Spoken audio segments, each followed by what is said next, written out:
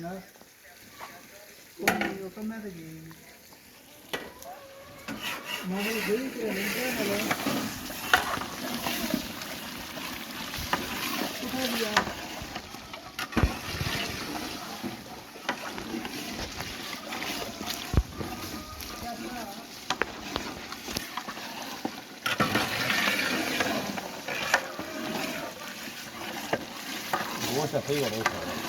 हाँ लेकिन बंदे थोड़े होने फिर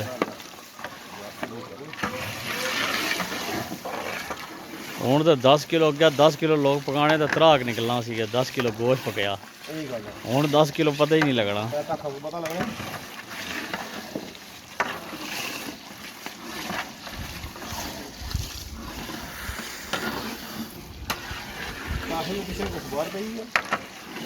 ताफे को